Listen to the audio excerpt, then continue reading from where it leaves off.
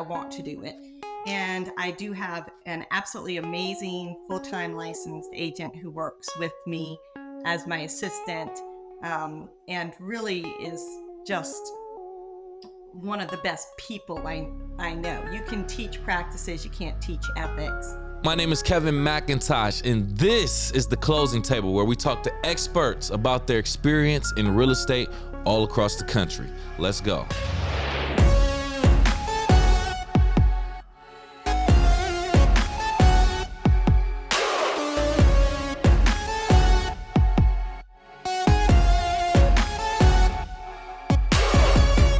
Welcome to The Closing Table. I am your host, Kevin C. McIntosh, and joining us on this episode, ready to educate you and I, real estate professional Jessica Arledge. Welcome to The Closing Table, Jessica. Thank you so much for having me. Thank you for pulling up a chair and joining us today. We are ready to pick your brain about some things, but before we even move in that, I just want to give you the time to talk about who you are as an individual. So if you can, just tell us who you are outside of real estate. Sure. I'm a mom. I have a great teenage son. I am a daughter. I have a lot of friends in the area. We enjoy singing bad karaoke loudly. We enjoy getting outdoors as much as possible, traveling when possible. And what else can I say? Sorry. No, you're fine. It's hard to talk about the stuff outside of work. Yep. Yeah, a mom, a family woman, which we appreciate, always respect that, and obviously a professional at the same time. Yes, sir. Yes, love that. Beautiful. All right, so let's talk about it. Since real estate, it seems like is what you really want to talk about, I want you to take time to describe your real estate business. Everybody has their own system and way that they describe how they do things. So I want to give you the platform to do that now. Sure. Okay. I've been doing this now for going on 14 years. I'm a full-time real estate agent. I don't see a way to do this job part-time, honestly, the way that I want to do it. And I do have an absolutely amazing full-time licensed agent who works with me as my assistant, and really is just one of the best people I know. You can teach practices, you can't teach ethics. And I'm super lucky to have her on my team.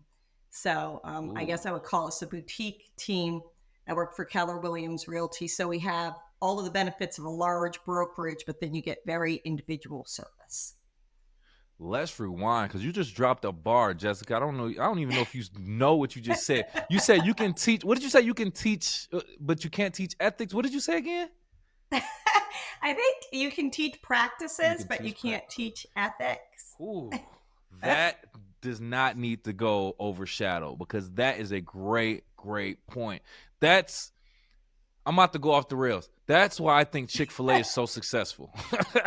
That's super random, but they pick people who have great ethics, great character, and that builds a great reputation for their brand. And that's why they're so different. They stand out. So when you said that, it automatically lets me know, like, your practice, like what you do, your standards, it already stands out from other people, because the way that you're going about looking for people to join your team is just different. You're not just looking for anyone with the skills. So great thing. I just wanted to highlight that for a quick second before we move forward.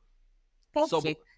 Oh, go ahead. Yeah. So I want to talk about where you do your business now, right? I'm not too privy as to where you do, like, I've never been to your market. So I want you to just describe your market geographically for me and other people who've never been there. Okay, excellent. Well, I am licensed in Georgia and South Carolina. All of this area is really referred to as the Low Country, because we have a lot of swamp lands here, and it is geographically low. However, we're close to two really great beaches.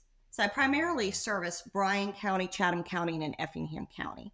Okay. And it is, we've got Tybee Beach, which is really close to downtown Savannah. You can get there in 20 minutes. You've got Hilton Head, which has beautiful beaches as well. And you just cross over the bridge. Depending on where you are, you can be there in 30 minutes to an hour. It's really beautiful. We've got rich history. We've got tremendous art galleries. Plant Riverside just opened up. And if you want to spend a day walking on the riverfront, sometimes the SCAD students are down there doing like mini Cirque du Soleil acts out Nice. by the water, and you can grab Mm. something to eat or a drink and have a great day outside. So, tons of boat launches if you like getting out on the boat for an afternoon. So, it's just really a beautiful, beautiful place to be. Good. This is what I want to ask. There's this, I don't know if it's a misconception, but there's certain areas of the country, certain regions, certain people feel like they just have certain types of weather all the time. For an example, you would think on the West Coast, always sunny. It never rains in Southern California, is what they say. Texas, you just think it's hot. Arizona, but nonetheless, sometimes you find out it's not. The weather's not always what you think. So in the summertime, we know it gets hot. It's sunny in most places. It's the wintertime now, January 2024. What's the weather like where you are right now? Oh, I don't have it in front of me, but 60, 60. 65. Oh, Mm-hmm. Oh, yeah. I mean, we had a few nights where it got down into the 20s, and it's like, are the schools going to close? I mean, it's, yeah. you talking to someone who is in Michigan. We literally just had a week full of temperatures in the single digits. And they were closing schools down. Ice everywhere. So you talking about 20 degrees. We looking like we wearing shorts almost in that temperature right now. But Yeah. 60 degrees, I'm having a pool party. That's crazy. 60 degrees in Michigan right now. We'll take it. So Oh, okay, yeah. thank you. I want to paint that picture. You being in what you call what you say, the lower country? The lower country is We're what in you the said low it called? country. The We're in the low low country. country. We got snow one year, and all the little boys in our I neighborhood bet. went out and got their boogie boards, and they were sliding down the hills on the golf courses on their boogie boards because nobody has a sled. Yeah, that's what I'm saying. That is crazy to me. That's crazy to me. But enjoy it. I love that type of stuff. You know, go out there and enjoy that beautiful weather in that market. So let's get into the other side of your market, which is the economics, right? Do you have any information that describes how real estate is doing in your market? Sure. Well, I can tell you that we still have situations where when people come from up north, they cannot believe the house that they can get in the I've metro heard. Savannah area for their money. I mean, it is night and day when you're Mm-hmm. looking at homes that are 400,000, that are large homes, and they're within 15 minutes to shopping, restaurants, a million things to do. Mm. Um, and you can get that, and you've come from California and New York, you come in and you feel like you're a rock star. I mean, Yeah. um, but just like the rest of the country, home values have escalated extremely quickly here. And interest rates are on their way down, but they are still high. So, I don't want to be misleading that it's all sunshine and rainbows. Right, People have right. challenges now that they haven't had previously, but we're finding ways to overcome those as you do. Yeah, yeah. See, and I would completely agree. Me and my girlfriend was just talking about this. She was saying something. I think we were talking Texas, but she was still saying, yeah, there's a few markets in the South where you wouldn't believe what you can get with 400, $500,000. It's almost like you're buying a castle compared to some of these other places. And like what you said, are we talking California? We talking New York, even Denver? You'd be surprised. We talking about $800,000 homes, if not more. Like it's Yeah. just crazy. So that the market that you're talking about, the Savannah, the Georgia, the Southern Carolina area, I completely get it. I can relate being in the Michigan market. I feel like it's very very similar, underlooked, but still great value there. Still great things that you can find there. Yes, Well sir. said. Well said. Thanks for painting that picture. I see that you consider yourself a family realtor. So I want to talk about that. What does that, Okay. first of all, what does that mean? And then do you have any examples of you maybe helping one family from certain generations, maybe helping a mom and then the son or the daughter or granddaughter or anything like that? Absolutely. Well, you really develop relationships with people when you help them buy a house or sell a house. And through the True. process, you really get to know each other. Mm-hmm. So, I mean, I had at least 2 transactions that stand out to me last year where I had clients reach out where they'd recently bought a home, they have younger children, and their parents were moving to be close to them. And so they gave me a call, and it was a lot of fun to kind of help put the family together in a place where the grandparents could see the grandchildren, and I'd already helped their children through the process. Um, so it's a lot of fun, and then you get to see how they grow as a family through the years. Yeah. I have another case where I helped a couple. I helped them build one house. Then they decided that they wanted to downsize, and they were looking for some land, and they had been trying to grow their family. They had one child at the time.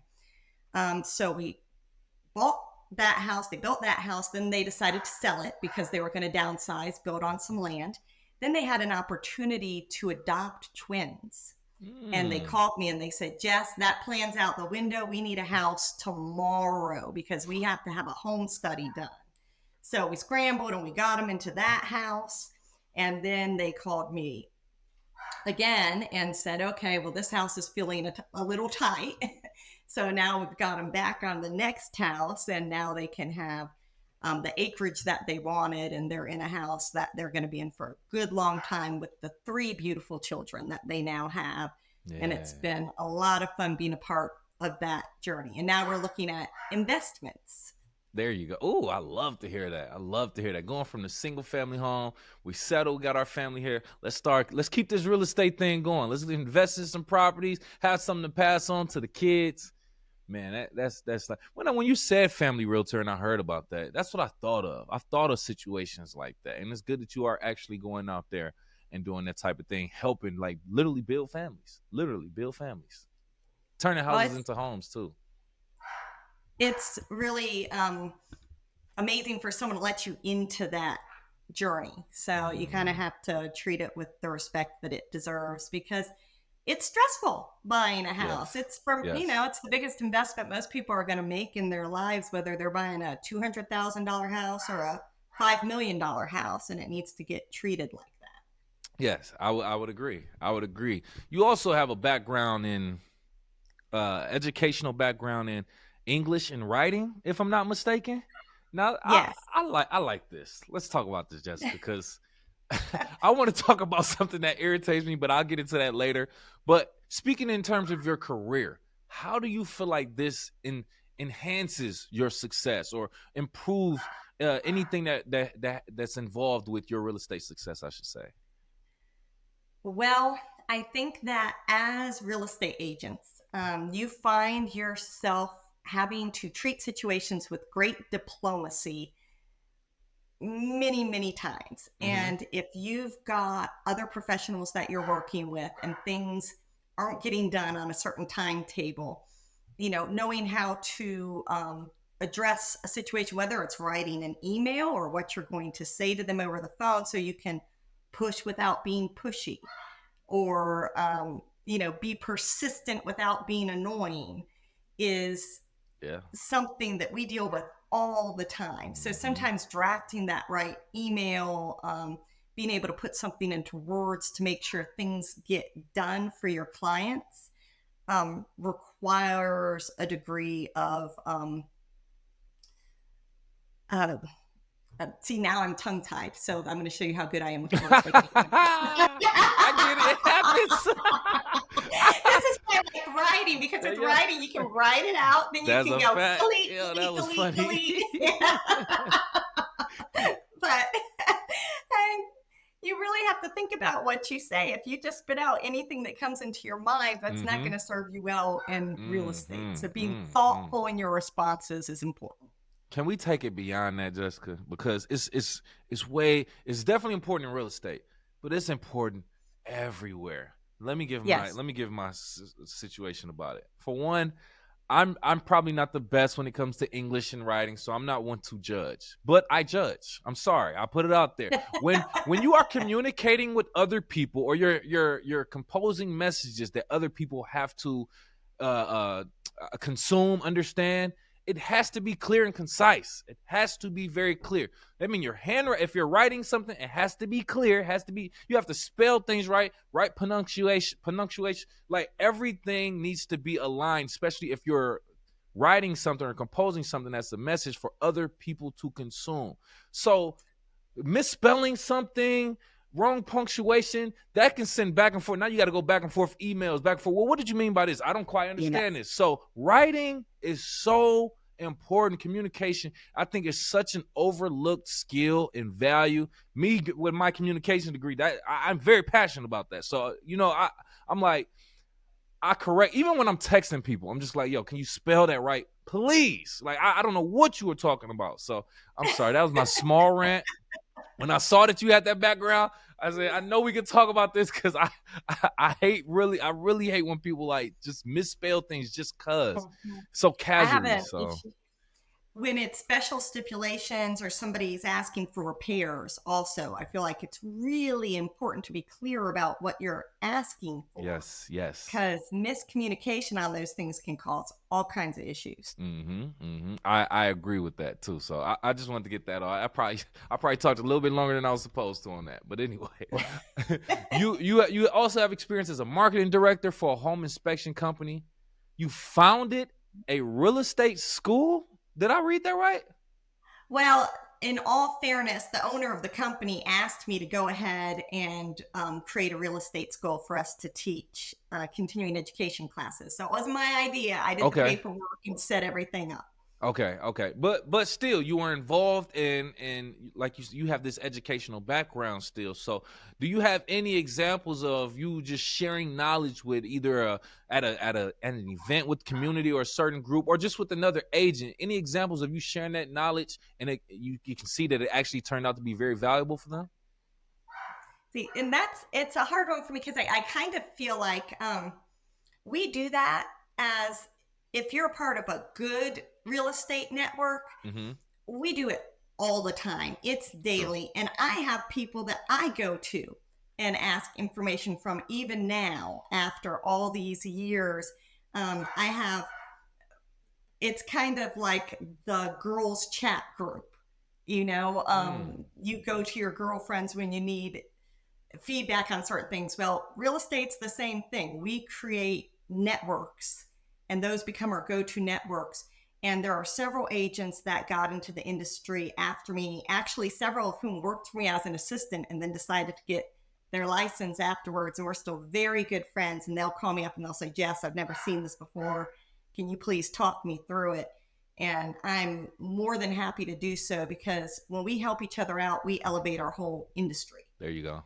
So, yeah, I feel like it's really important to kind of make it a part of your daily, weekly life to Mm. have conversations with other agents. And when they don't know something, help them out with it. We were all new once. We all needed a little extra hand holding at some point in our lives. And so we're kind of on the hook morally to do it for the next person. Right. Good. We need more collaboration than competition. I'm telling you, because I think more agents should have that angle of helping each other, learning from each other. Because when you're out there in the field and you're more of this me versus everybody, I want to be the best, I want to dominate. It kind of I feel like it shifts your mindset into thinking of being, something other than client oriented. Plus it makes you more of an angry realtor in some type of way. That's just my perspective. Like the agents that I speak to who are more collaborative than competitive, they even have this energy about them that seems like they're more open, more approachable, and that type of thing. So I love when agents don't mind helping other agents and educating them. But Yes. also, like you said, it's part of your job to educate your clients. So obviously you're going to do that on a frequent basis. But I want to talk about when you educate your client. Oh, where you want to say something, please? I don't want to. Oh, well, I was just thinking about, I worked for a real estate magazine for a little while writing articles for them Okay. back when I was working for the home inspection company, just as kind of a side thing. They asked me to write for them on occasion. And I was interviewing an agent trying to put together the article, and every answer was for the money. every answer. And then when I'd say, well, like, how has your broker supported you? Well, I really do it all by myself. Or how have other real estate agents influenced you? Well, no one's really impacted me at all. And I thought, I've got to get three Dang. pages out of this. How am I? I was trying to coach her through the Whoa. questions, and I can't write 3 pages Yeah. of for the money. Yeah. Money, money. Yeah, this is not going to do for you what you're hoping it's going to do for you. You know, But that is weird. Listen, as crazy as that sounds to someone who's service or worried about the client and stuff like that, I gotta say I appreciate the honesty.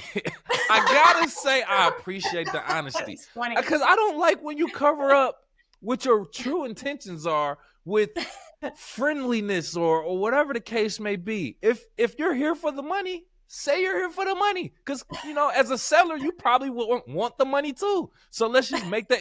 There's certain agents for certain people. That doesn't make you a bad person or a bad agent, right? I mean, would you agree? I would agree. It was funny. It was Yeah. entertaining. I do think that it can't be your sole motivation because at the Okay. end of the day, Yeah.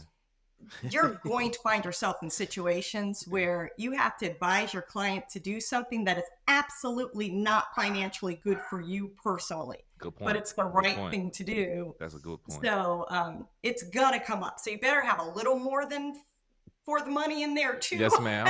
Yes, But yeah, ma'am. we all want to get paid. Also, we're not working for free for Exactly. sure. Yeah, yeah. No, so that's why I said to a certain degree, I get it. To a certain degree, you made some good points. So I'll back off that one. I want to revisit something that we kind of talked about off camera in regards to educating clients, right? We spoke about property management, and you mentioned that you believe people should do property management over self-management, but you said it was a situational thing. So I just want you to kind of bring that to the audience in regards to when do you feel like it should be a good idea to start looking into property management over self-management, or when should it be a good time for self-management over property management if you own investment properties?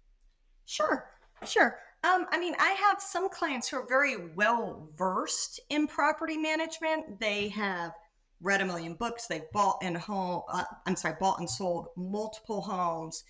They have a very strong base of knowledge, and they can hire someone to do property management, but they're going to go behind them and second guess everything they do, anyways, and Crazy, that's fine crazy. because that's just they want things done a certain way, and there's Okay, nothing wrong with wanting things done a certain way.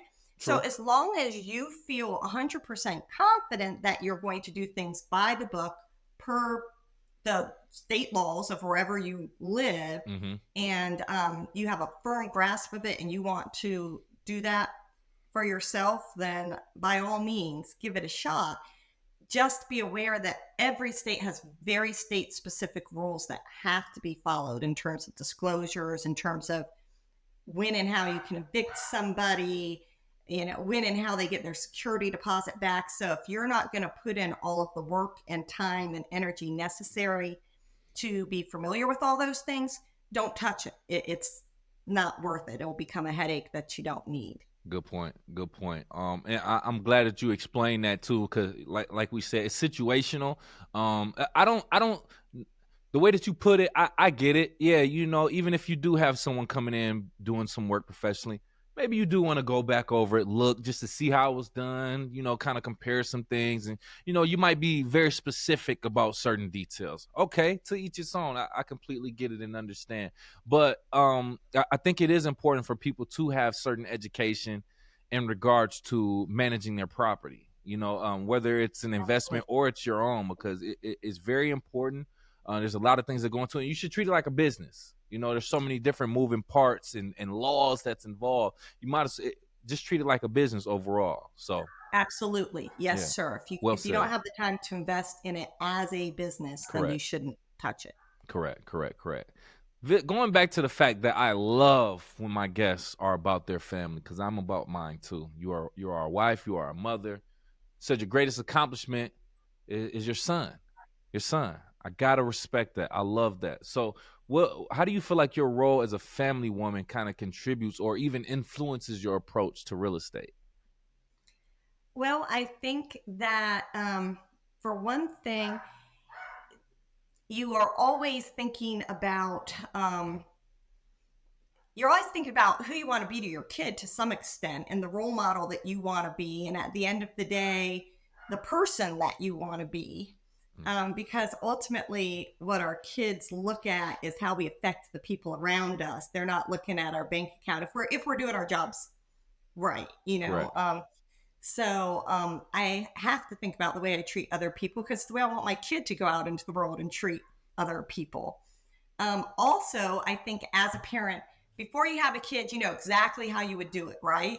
You know, oh, I would never do this. My child will never do Sound like you if taking shots at anything. me because I was the They same way. immediately go out and do it. They bite the Yep. kid at preschool. They do whatever it is that you are 100% Yep. sure could never happen, right? Yeah, and you do the things that you knew you would never ever do as a parent. That's a So I fact. think in some ways it just makes you a more empathetic human, and you start to realize like you don't know what someone else's situation is. You Mhm. don't know, why they're making certain choices. You just have to respect those choices and do the best you can to help them with their goals. You don't have to agree with them. You Mhm. just have to Mhm. help them achieve what they're trying to achieve. Well said. Well said. See, a lot of people, I have my son and my first child, and it changes you. It changes your perspective on things, your relationships with humans, and and not everybody. Let me just make that clear. Not everyone, are changes for the positive, at least when they have kids. But for the most part, seeing not a digital, seeing a copy of yourself in a human form, and you want to raise it to be the best human being ever, reach their fullest potential, contribute to society, and just live a happy life. So that 100% can carry on into your relationships with other people. You just want other people to succeed and do well, because that's one less person you have to worry about who's out here struggling and looking for some way to get off their feet. So I love that you have that focus. I love that. Not everyone is family oriented, although they have a family. So I just wanted to put that out there. Thank you. This is your moment to inspire me and our audience, Jessica. We want to know, is there a book, movie, quote, or some type of philosophy that you live by that helps shape your perspective personally and or professionally that you can share with us? Okay. This probably isn't the inspiring quote that I should use, but when I read this, what I kept thinking was, it's not about me. Remembering daily that it's not always about you. Um, you're not always the star of the story, and being willing to be a supporting role when a supporting role is Mm. called for is very, very important, whether it's how you relate to your business, how you relate to your friends, how you relate to your family. Um, just,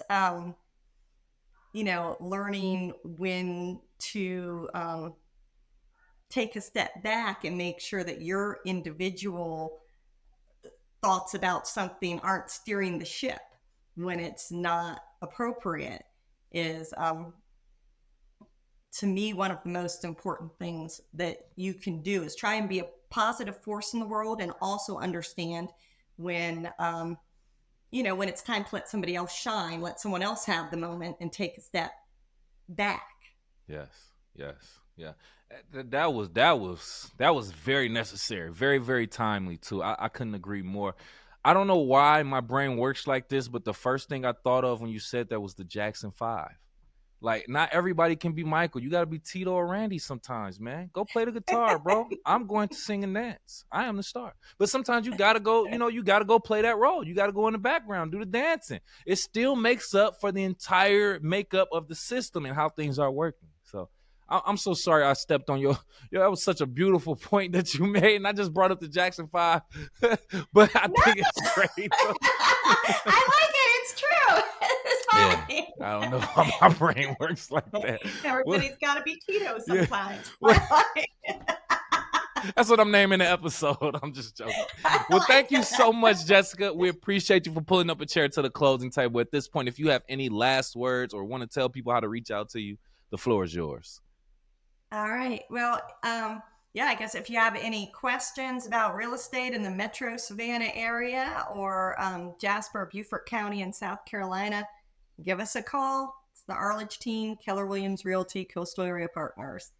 Beautiful. Thank you so much, Jessica. We appreciate you. For our YouTube audience watching right now, if you've gotten to this point, hit the like button, share it, and subscribe to our channel. And if you are listening on Apple, Spotify, or any other podcast platforms, let's do the same. Give us a like, give us a 5-star rating, and give us a subscription, please. But Jessica, I'd like to leave our audience with a question before we get out of here, because we like to be thought-provoking. So this is for you, audience. Should a family utilize the same real estate agent for all or most of their transactions for simplicity and convenience? Why or why not? Don't tell us now. Leave it in the comments below. Besides that, we'll talk to you next time.